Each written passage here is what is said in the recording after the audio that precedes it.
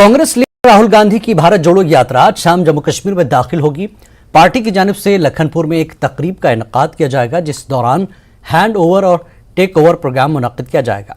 राहुल गांधी कल सुबह कठुआ से अपनी यात्रा का बाकायदा आगाज करेंगे। सिक्योरिटी के सख्त इंतजामात हैं। जम्मू कश्मीर के कांग्रेस कारकुनों में जबरदस्त जोशो खरोश है और सभी को उम्मीद है कि राहुल गांधी की भारत जोड़ो यात्रा की वजह से कांग्रेस जम्मू कश्मीर में अपनी पुरानी शान दोबारा हासिल कर लेगी। राहुल गांधी तकरीबन 4 से 5 बजे के बीच लखनपुर पहुंचेंगे। यहाँ पे जिस तरह हमने कहा कि तैयारियां मुकम्मल की गई हैं और बहुत ही एक्साइटमेंट है यहाँ के पार्टी के वर्कर्स में, लीडर्स में। मेरे साथ कुछ लीडर और वर्कर हैं जिनसे हम बात करेंगे कि क्या रैली के लिए क्या कितनी एक्साइटमेंट है। भारत जोड़ो यात्रा अब यहाँ पे पहुंच रही है। मेरे साथ है शाहनवाज चौधरी जो कि कांग्रेस के जनरल सेक्रेटरी है, प्रदेश कांग्रेस कमेटी के डीडीसी मेंबर भी हैं, और भी कुछ नरेश शर्मा जी हैं, कांग्रेस के लीडर हैं कठुआ से, और भी लीडरों से बात करूंगा। पहले शाहनवाज भाई आपसे बात करूंगा, यहाँ पे आ रहे हैं, कितनी एक्साइटमेंट है और क्या क्या उम्मीदें हैं कि इस यात्रा से आपकी कम से कम आपकी किस्मत बदलेगी पार्टी की जम्मू कश्मीर? देखिए, बहुत उत्साह है लोगों में, न सिर्फ पार्टी वर्कर्स में बल्कि जम्मू कश्मीर के लोगों में।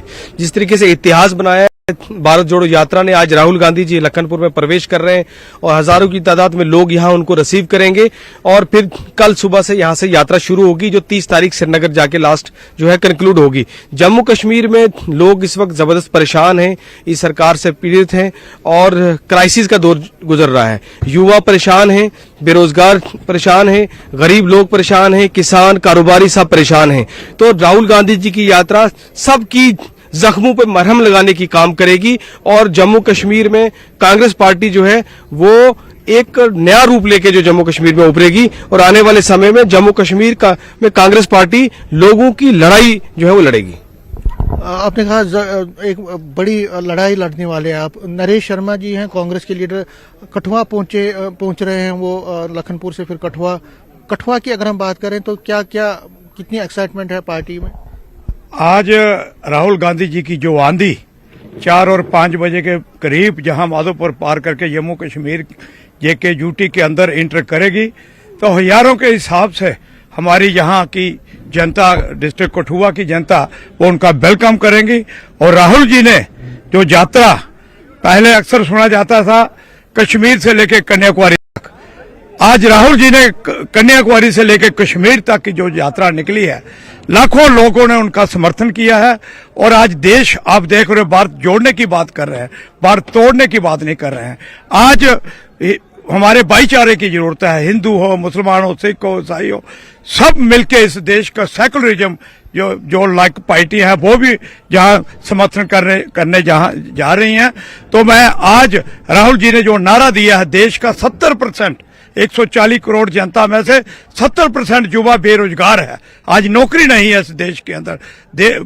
युवा जो है वो विदेशों की ओर जाने के सोच रहे हैं, क्योंकि हमारे मुल्क के अंदर नौकरी नहीं है, बेरोजगारी इतनी है, महंगाई इतनी है। आपने देखा इस मुल्क के अंदर किसानों की आय दूनी करने की बात कही थी, लेकिन आज किसान परेशान है, आत्महत्या कर रहे हैं।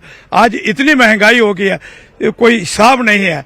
तो जहां नौकरी नहीं है, जहां लोग बेरोजगार हैं, राहुल गांधी ने जो नारा दिया है, जो इस सरकार ने जो नारा दिया था काला धन वापस लाएंगे, क्या आया वापस? आपका नाम क्या?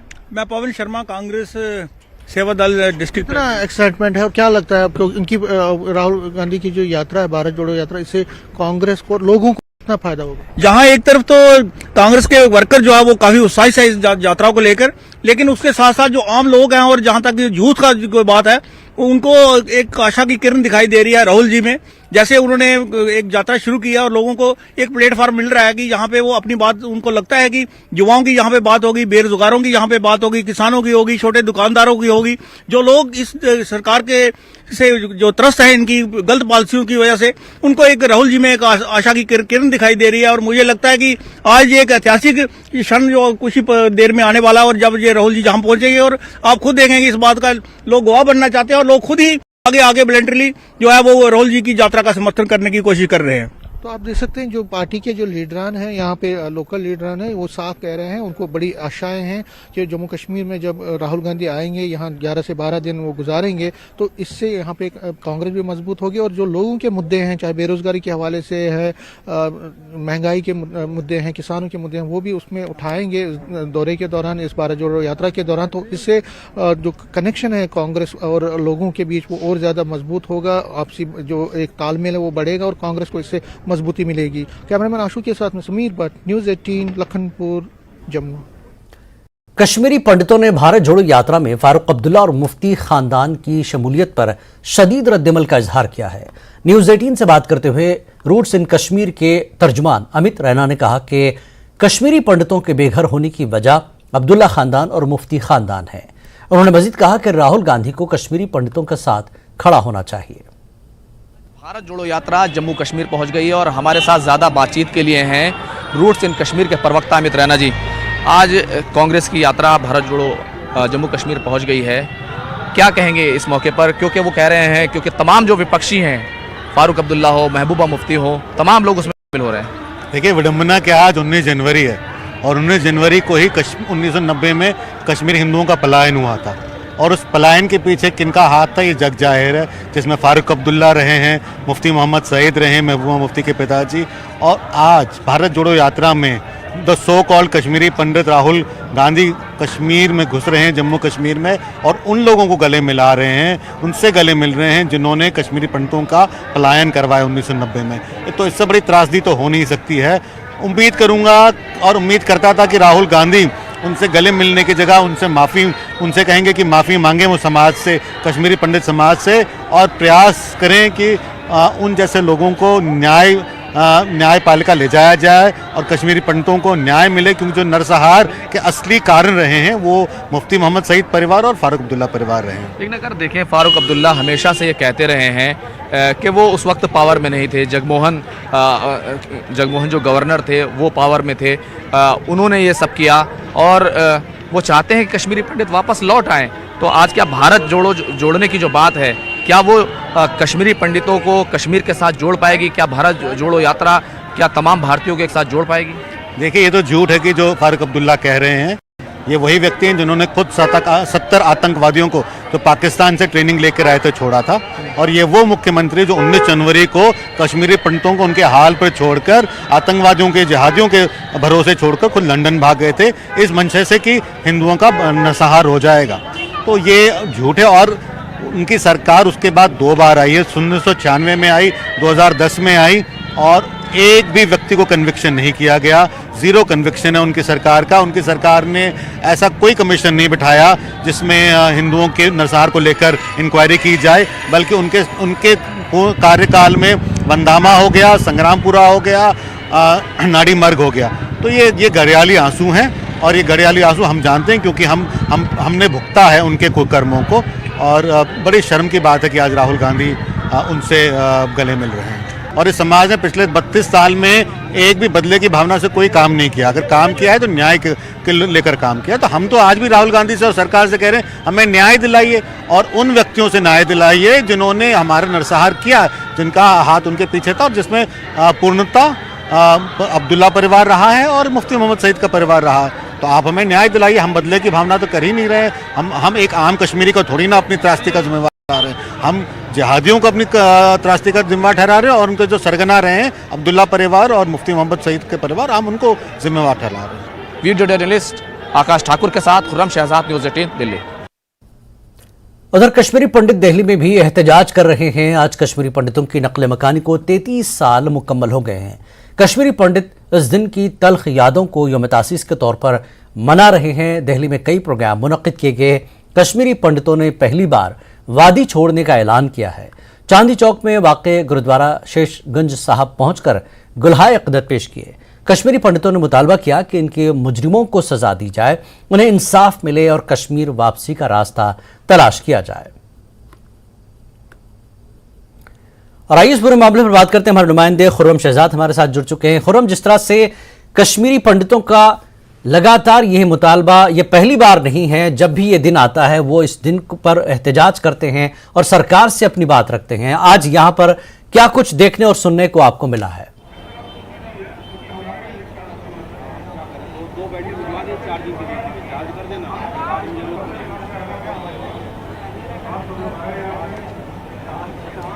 खुर्रम, मेरी आवाज पहुंच रही है आप तक?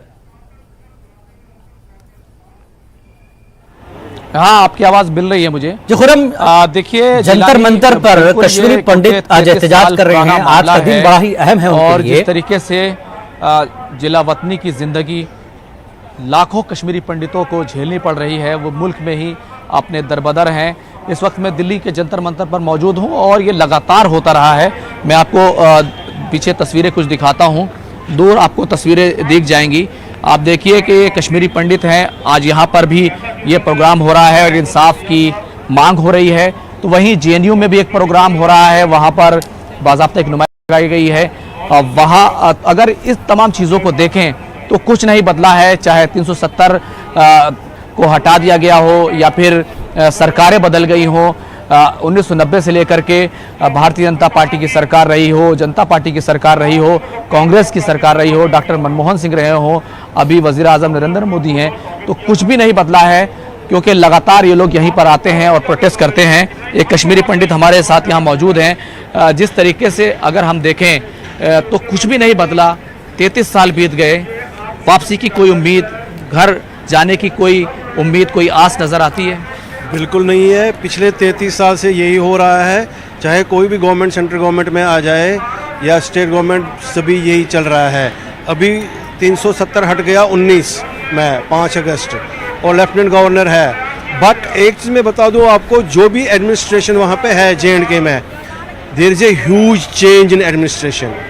Anti corruption ACB anti corruption bureau लाया गया और जो भी ब्राइब लेते हैं सरकारी मुलाजिम, उनको गए दिन पकड़ते हैं, ट्रैप डालते हैं, उनको पकड़ते हैं।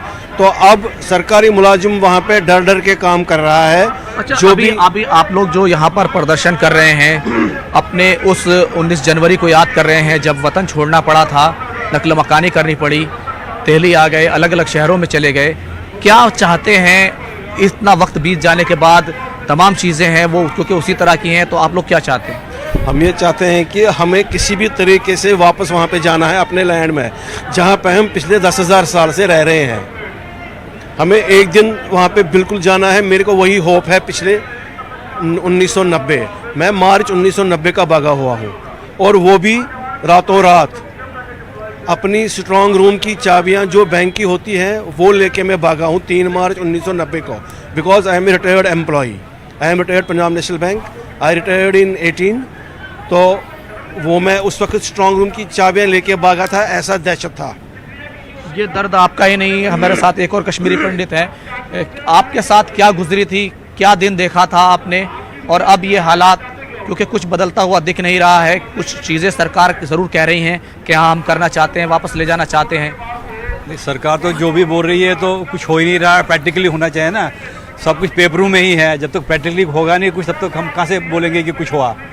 वही सेम है, कोई वहाँ जा नहीं पा रहा है, जो भी वहाँ पर रह रहे हैं वो भी वापस आ रहे हैं जो उस टाइम नहीं भागे थे।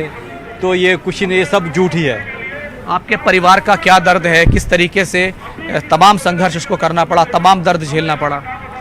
सब कुछ झेलना पड़ा। उस टाइम तो सड़कों पे थे, भूखे थे, कैंपों में थे, सांप ने डसा आदमियों को, पता नहीं क्या क्या, सन स्ट्रोक से मर गए लोग।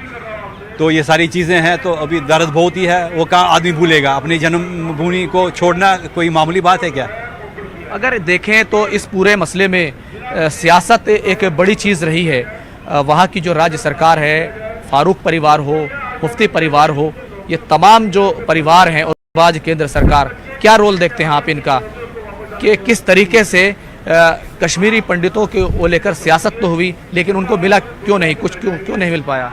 देखिए, जहाँ तक ये पार्टीबाजी है, बीजेपी, कांग्रेस या वहाँ पे लोकल पार्टी जो भी हैं, रीजनल पार्टीज, मुझे उससे कोई मतलब नहीं है।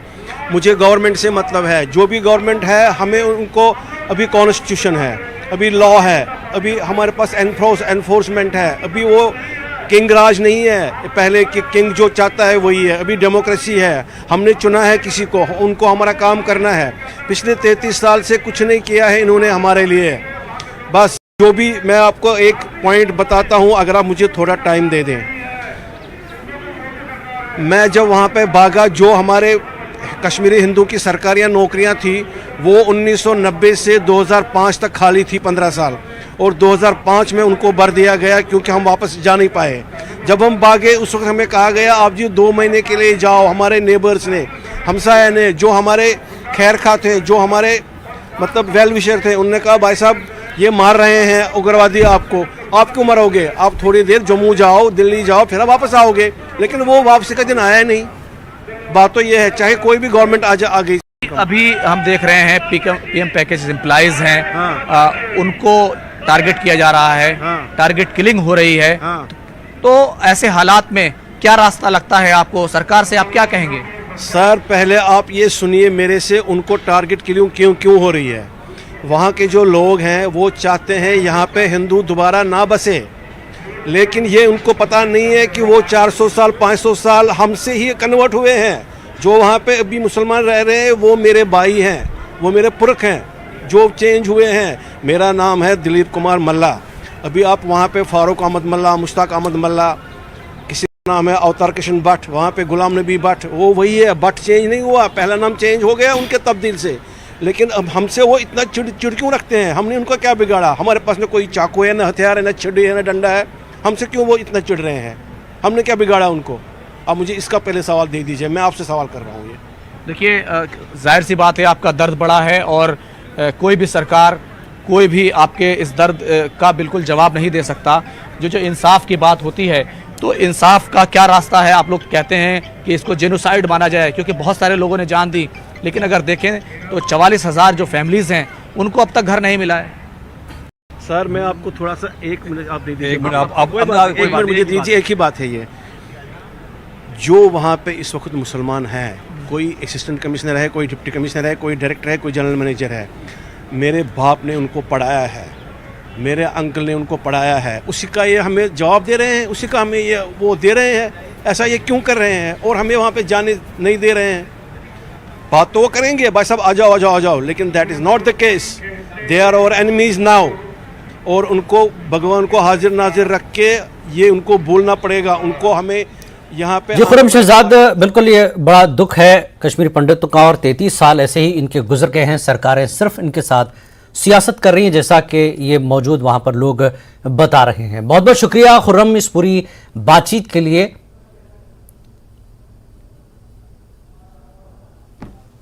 डीएपी के रहनुमाओं और कारकुनों ने आज रामबन में यूटी इंतजामिया के सरकारी अराजी को तजावुजात से खाली करने के फैसले के खिलाफ एहतजाजी मार्च निकाला।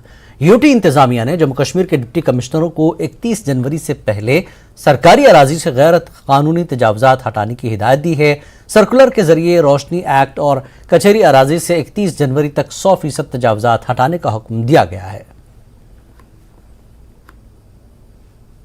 साबिक वजीर और एनसी के सीनियर लीडर मोहम्मद खलील बंद ने सरकारी अराजी से किसानों को बेदखल करने पर मौजूदा हुकूमत को तनकीद का निशाना बनाया। मोहम्मद खलील बंद ने पुलवामा में मीडिया के साथ बात करते हुए कहा कि सरकार के इस हुक्मनामे से किसान अपनी जमीनों से बेदखल हो रहे हैं, जिन्होंने सदियों से बंजर अराजी को ज़रूरी बागबानी में तब्दील किया है। उन्होंने कहा कि इस कार्रवाई से पुलवामा में खासकर किसानों का रोजगार बुरी तरह मुतासर होगा।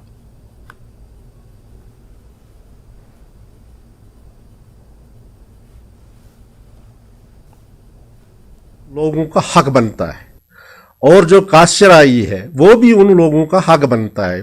समझ नहीं आता, एक तरफ तो जम्मू कश्मीर में चाहिए था कि मरहम लगाए जख्मों पर, जो आज जितने सालों से हम जिस दलदल में फंसे हैं, हमें उम्मीद थी कि मौजूदा हुकूमत जो थी ये उन जख्मों पर मरहम लगाए। ये उनमें नमक और मिर्ची डालते हैं। पता नहीं ये उस ज़मीन को छीन कर ये क्या करना चाहते हैं? क्या इनको ये बेरोजगार करना चाहते हैं? उनके हार्टिकल्चर है, उस पर एग्रीकल्चर ज़मीन है। ये ग्रेबर नहीं है, ये उनके बाप दादाओं ने ज़मीन आबाद की है। ज़मीन उनका होता है जिन्होंने एक बंजर ज़मीन को आबाद किया। इसलिए ये सरासर जुल्म है। गवर्नमेंट को चाहिए कि जल्दी से जल्दी ये ऑर्डर जो निकला है ये वापस दें। तहसीलदार बिरवा की सरबराही में वानीहामा और चकदेवान इलाकों में स्टेट लैंड और कचहराई कह चराई अराजी से तजावुजात हटाने की मुहिम चलाई गई। इस दौरान 150 कनाल कह चराई अराजी को लोगों के कब्जे से बाजियाब किया गया। इस मुहिम के दौरान लोगों ने इंतजामिया का साथ दिया। तहसीलदार भिरवा ने लोगों से अपील की कि वो जल्द सरकारी अराजी को खाली करें। तहसीलदार के हमरा महकमे रेवेन्यू के दीगर अफसरान और अमला मौजूद था।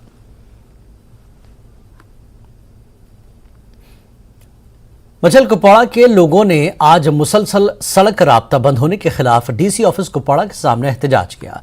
लोगों का कहना है कि मचल सड़क राब्ता बंद पड़ा है, जिसकी वजह से लोगों की एक बड़ी तादाद कुपवाड़ा में दरमांदा पड़ी है। दरमांदा लोगों में खवातीन भी शामिल हैं। लोगों का कहना है कि उनके पैसे खत्म हो गए हैं, रिहाइश का कोई इंतजाम नहीं है। उधर तहसीलदार मचल ने न्यूज़ 18 से बात करते हुए कहा कि दरमांदा लोगों को रहने और खाने पीने के लिए सरकार जगह फराहम करेगी। कहते सर मतलब जिस हिसाब से कि हमारा रोड खोल दिया जाएगा, जैसे कि केरन करना मतलब करना का रोड खुला है, कल डीसा वहां पहुंचे थे, इसलिए हम कहते हैं कि हमारा रोड भी खोलो, लोग अपने अपने घरों में जाएंगे। क्योंकि जो यहाँ पे मतलब इस वक्त हमारे माई बहन यहाँ पे मतलब ये कुछ दवाई के लिए आए थे और यहाँ पे अभी रुके पड़े हैं होटल में, कहाँ बैठे सर, इनके पास ना किराया ना कुछ है, जो कुछ पैसा था वो खत्म हो गया, इसलिए हमारा रोड खोल दिया जाए, हम लोग जाएंगे अपने अपने घरों में। हमारी रिक्वेस्ट यही है कि और में अगर हमें कोई इंतजाम ऐसा होता है कि हम घरों में पहुंच जाते, कल से फिर मौसम खराब रहते हैं इस वक्त यहाँ उधर इधर किसी के घर में वो इधर पदर, तो लिहाजा ये अपील है कि आइंदा, क्योंकि कल से मौसम फिर खराब है 5-8 दिन के लिए, तो ये बहुत लंबा हो जाएगा। फिर जो ये बर्फबारी थी बहुत ज्यादा थी। इससे पहले भी हमें पता है कि मछलवाड़ा रोड ऑलमोस्ट 6 महीने 7 महीने तक बंद रहता था। अब ये तो खुशाइन बात है कि इनको एडमिनिस्ट्रेशन से अब इतनी उम्मीदें वाबस्ता है कि ये चाहते हैं कि 1 या 2 दिन में रोड खुले, और वही रहता भी है। कल शाम तक बीकर वालों ने रोड तो खोल दिया था, लगभग हर 1 किलोमीटर पे एक स्लाइड आई हुई थी, और वो रात में भी काम कर रहे थे। मैंने इनके साथ फोटो भी शेयर किया, अगर आप वो फोटो भी शेयर करना चाहें प्लीज अपने माध्यम से, अपने मीडिया से वो शेयर कर ले कि हालात क्या है, बर्फ कितनी है वहां पे, ठीक है। तो उन्होंने कहा है कि आज शाम इंशाल्लाह रहमान कर देंगे, आज शाम तक। ये तो कल शाम तक ही होना था, मैंने उनको बोल दिया था, लेकिन बदकिस्मती कह सकते हैं कि फिर से बर्फ होगी। श्रीनगर के रहने वाले शब्बीर हुसैन खान को ब्लड मैन ऑफ कश्मीर के नाम से जाना जाता है। शब्बीर खान ने 1980 में उस वक्त पहली बार अपने खून का अतिया दिया था जब उनके पड़ोस में उनके एक दोस्त को चोट लगी थी। शब्बीर का कहना है कि उन्होंने अब तक 182 पॉइंट का अतिया किया है और इस तरह वो कई कीमती जानों को बचाने का बायस बने हैं। वो लोगों को खून का अतिया देने के लिए भी तहरीक देते आए हैं। उनका कहना है कि खून का अतिया देना सबसे नेक काम है। न्यूज़ 18 नुमाइंदे सरोज कफील के साथ खास बातचीत के दौरान शब्बीर ने कहा कि कश्मीर में खून का अतिया देने वालों की सरकारी सतह पर हौसला अफजाई करने की ज़रूरत है। वो उम्मीद कर रहे हैं कि अब हुकूमत उनके काम का एतराफ़ करते हुए यौम जमहूरिया पर उनकी हौसला अफजाई करेगी। खुदा करीम ने ब्लड ऐसा चीज़ दिया है कि ब्लड मिलते बाजार से नहीं, ये इंसानियत तकाज़ पर मिलते हैं। जब आपको दिल में सिले रहम हो जाए तो फिर आप ले सकते हैं, वरना कितने भी सेहतमंद हो, जब तक आपका दिल नहीं कहे कि मैं ब्लड डोनेशन करूँ। हाँ, बहुत सारे चीज़ हुए भी, बहुत सारी चीज़ बदल भी गई। मेरे वक्त में शीशे की बोतल थी, आज रबड़ की बोतल थी ब्लड के लिए। अभी मुझे 5-6 साल है ब्लड डोनेशन के लिए, क्योंकि 70 साल तक पूरे अमेरिका में है, तो लेकिन यहाँ कम ही है उससे, तो 70 साल तक ब्लड दे सकते हैं। जब अगर दिल उसको अच्छा हो तो इंशाल्लाह वो दे सकते हैं। सफ़र तो हमने स्टार्ट किया आज से 40 साल पहले, आज 32 साल चल रहा है। तो सफ़र ऐसा रहा कि लोगों की प्यार और मीडिया के, यहाँ जो मीडिया चैनल उन्होंने मुझे ज़िंदा रखा। तो बाकी रहा गवर्नमेंट की तरफ से हमें कोई चीज़ आज तक नहीं मिला। मैंने गवर्नमेंट से अपील की थी कि कम से कम हमें उन चीज़ों में शुमार करे, जैसे क्रिकेट खिलाड़ी कोई होती है तो उनको मिलते हैं कुछ तो जिन्होंने उम्र के लिए यह काम किया तो उनको भी कुछ एक रखो, या BPL राशन कार्ड ही रखो, या कुछ न कुछ उनके लिए डिफेंडर्स रखे जो इनके लिए काम करते हैं, लोगों के लिए। तो आज तक वो हुआ भी नहीं। दूसरा मेरा ख्वाहिश है कि ये ब्लड डोनेशन के बाद जो भी अंधे लोग हैं उनके लिए काम करना, जितने भी अंधे लोग या नातवान हैं उनके लिए काम। तो तीसरा हमारे जो है इस वक्त जो इस सिटंडबाजी है, तो ये ज़्यादा ब्लड को खारिज करते हैं, क्योंकि जब इंसान गिर जाता है किसी जगह इसको 30 पॉइंट भी लग जाते हैं। इसके लिए आपको भी आना है आगे, हमको भी आना है आगे, क्योंकि ये वॉलंटरी काम है। आज तक जो भी हमने काम किया वो महज खुदा की रजा के लिए किया, हमने कोई पैसे से नहीं किया। अगर उनको दिल पर होगा तो करेंगे तो वो बेटर, अगर न करे तो वो भी बेटर, क्योंकि हम अब थक गए हैं एप्लीकेशन लिख कर, इसलिए मैं अब लिखता भी नहीं उनको, क्योंकि 4-5 बार मुझे मेरे से खोला ही हुआ, तो अब मैं नहीं करता। जब हमने स्टार्ट किया उस वक्त मुझे भी नहीं था कि मैं ऐसे काम कर सकता था, लेकिन जिन्होंने मुझे प्यार दिया, खासकर आपकी चैनल की वसादत से, मैं कि जितने मुझे लोगों का मिला उससे मैं बना, वरना मैं कुछ नहीं था। यहाँ एक चीज़ है, ब्लड डोनर को इज्जत नहीं है इतना जितना बाहर है। बाहर इनको कहते हैं रक्तदाता हिंदी में, तो यहाँ ऐसे चीज़ नहीं है। यहाँ समझते हैं कि ये पागल है, मगर ऐसे लोग भी हमने देखी जो हमारे ब्लड से बचे, आज वो मेरे पास आते हैं। खासकर कुछ फैमिलीज ऐसे भी है, वो देखते हैं तो मैं भी उनका लगे कि ये जिंदा है, क्योंकि ऐसा भी ब्लड ग्रुप कुछ ऐसा है जो मिलते भी नहीं है। दूसरा चीज़ है, हर किसी चीज़ में रसूख ज़रूरी नहीं है। ब्लड डोनेशन सबसे पवित्र चीज़ है। कश्मीर में गर्मी में ज़्यादा ब्लड डोनेशन होते हैं, सर्दी में कम होते हैं। तो यहाँ कश्मीर ने पूरे इंडिया में शान रखी है कि जब मोती जिन साहब का जन्मदिन होती है उस दिन कश्मीर में भी पहली बार मिली ये, तो उन्होंने भी अपना शान उसमें रखी है। 1.5 लाख से ज़ायद ब्लड पॉइंट उस दिन जमा हुई। यहाँ सेंट्रल जेल श्रीनगर में भी एक ब्लड डोनेशन कैंप था, बडगाम में भी एक था। उसके अलावा हुसैनी एक ग्रुप है, तो उनका भी 50,000 ब्लड पॉइंट एक दिन में जमा किए। ये मामूली खेल, मगर जब हमने उनके लिए रास्ता बनाया था, आज माशाल्लाह कश्मीर में ब्लड डोनेशन की मोटिवेशन की कमी नहीं है, लेकिन हौसले की कमी है। इनको हौसला करना। Government primary health centre Callum में नस्ब ट्रांसफार्मर के आए दिन खराब होने की वजह से अस्पताल खदमात मुतासर हो रही हैं। अगरचे अस्पताल का अपना बिजली ट्रांसफार्मर था, ताहम 2014 के सैलाब के बाद मकामी आबादी की बिजली सहूलियात अस्पताल के ट्रांसफार्मर में जम की गई, जिससे अस्पताल के आए दिन गुप अंधेरे में डूब रहा है और उधर मुतल्लका अस्पताल को 10 लाख से ज़ायद रुपए के बिल भी मौसूल हुई है। मकामी लोगों और अस्पताल अमले ने अस्पताल को अलहदा बिजली सहूलियात फराहम करने का मुतालबा किया है। उधर ब्लॉक मेडिकल अफसर काजीगुंड ने इस हवाले से पहले ही इंतजामिया और मुतल्लका महकमे को आगाह किया है।